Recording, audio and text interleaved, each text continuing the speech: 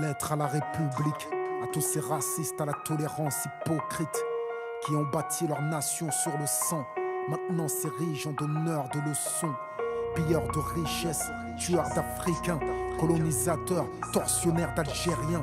Ce passé colonial, c'est le vôtre, c'est vous qui avez choisi de lier votre histoire à la nôtre. Inspiré de la soul et de la funk, le rap est une forme de chanson populaire urbanisée. Il trouve son origine du hip-hop, né en tant que mouvement culturel et artistique aux États-Unis, plus précisément à New York dans le Bronx, au début des années 70. Parmi les pères fondateurs du hip-hop, on retrouve directement Kool Herc, premier précurseur d'un mode de pensée dit délirant et sans filtre. Il faudra alors attendre la fin des années 70 pour voir ce mouvement arriver en France. Et devinez qui naît à la même période, Alix Mathurin, qui deviendra Kerry James.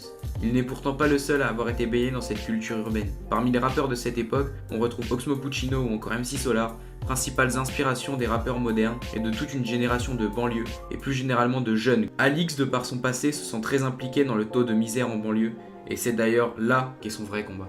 Kerry James, de son vrai nom Alix Mathurin, né en Guadeloupe aux Abîmes situé dans les Drom-Com français en 1977. C'est en 1984 que son père décide d'envoyer ses enfants en France, nourrissant de grandes ambitions pour eux. En 1986, après quelques temps passés en pensionnat, sa mère le récupère pour aller vivre en banlieue parisienne, plus précisément dans un 30 mètres carrés situé dans un pavillon d'Orly. Son adaptation se fait difficile et le jeune Alix sera rapidement emporté par la rue où il découvrira le rap. Ce sera alors à ses 11 ans qu'il sera repéré par MC Solar à la MJC de son quartier et décida par la suite de créer un groupe, Idéal Junior, avec deux de ses amis qui finira par s'appeler l'Idéal J. Alix a compris très jeune que son public méritait de l'authenticité et devrait se reconnaître en lui. Il se fit alors une réputation débutant auprès d'un public urbain. Ses textes incisifs et la violence de ses propos taclèrent un public citadin. Le jeune Alix connut de grands succès entre les années 90 et 2000, malgré des désaccords artistiques avec plusieurs producteurs. C'est alors qu'il se mit en tête de bannir la haine qui l'animait. Il se fait alors porte-parole d'un message de paix et de tolérance. Il commença alors à se lancer dans un rap conscient et connut un immense succès dès son premier album. Il les enchaîna alors jusqu'à il y a peu, en 2018, avec son album intitulé « Je rappe encore ». Avec ce passé en banlieue, Alix Mathurin veut une meilleure répartition des chances en France. Le rappeur œuvre pour l'émancipation des jeunes de quartiers populaires. Kerry James entreprend un tour actuellement nommé ACES Tour. ACES pour apprendre, comprendre, entreprendre et servir. D'où à la fin de chaque concert, il reverse 6 000 € à un jeune diplômé méritant comme une bourse d'études en quelque sorte.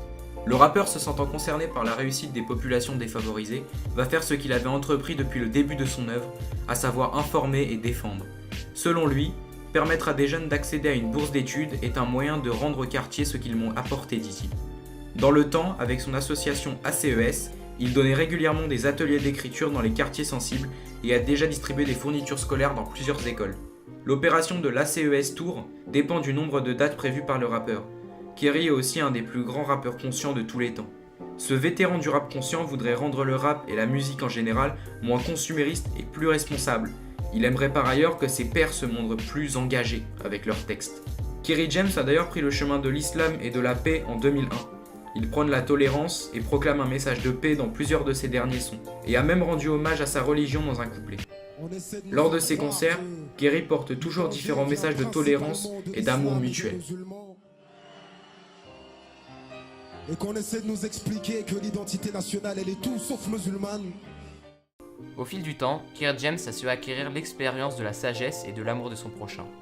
Il a su marquer plusieurs générations par ses textes et son charisme et continue encore et toujours à lutter pour l'égalité des chances. Ses textes sont de véritables consciences à elles seules. Kerry James est donc bien un icône du style urbain et plus généralement un icône du rap, bien loin de s'étendre. Waouh!